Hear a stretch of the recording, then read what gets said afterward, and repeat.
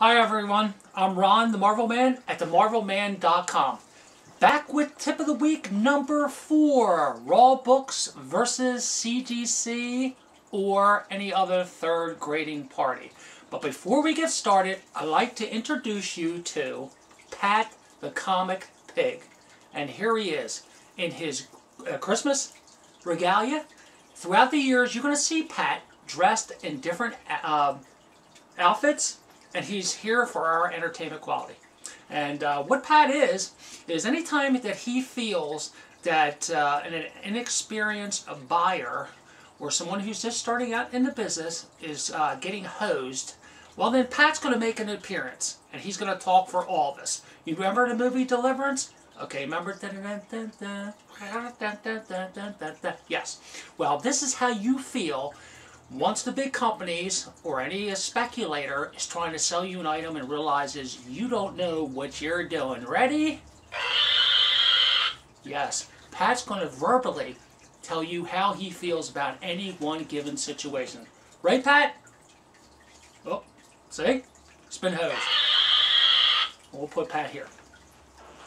And throughout the year, folks, I'll also have other little props to help us along. Okay. Getting back to Raw Books versus CGC or any other grading company. Raw Books are books that are basically unslabbed or not placed in an inner and outer hard shell. And it is not something that is graded by a third party. It's a Raw book. It's something you walk in when you start collecting comic books. They're right on the shelf. Or maybe you're buying collections and figure, I don't want to pay those type of high escalated prices. I'm going to go up there and do it myself. These are books you find that outside of a backer and a bag, that's what you're basically going to find. Okay. Versus CGC or PGX. Sometimes, folks, these companies are needed. If you don't want to have your book grade and you just want to open it up and look at it, enjoy it, and read it, fine. And you can just put it away and don't worry about a third grading party. Okay, it can come a couple of different ways. There's CGX right now, CGC rather, and there's PGX. And then there is the individual who will try to critique any given book for you for a fee.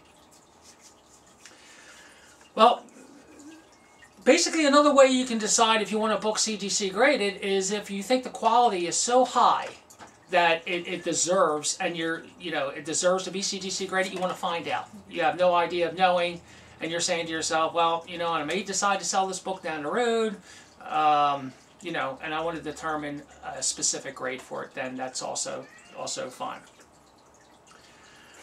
The other problem is with CGC is though you may have a comic book that you feel is maybe an 8.5. or a 9.0, and then you get it back from CGC or PGX and find out that that comic may only be a 7.0, a fine to very fine. You really don't know how these companies are going to grade. So what you want to do is try to understand how the grading process works and how the paper quality affects it, and then you can make a determination. Also, at times you'll hear my cat.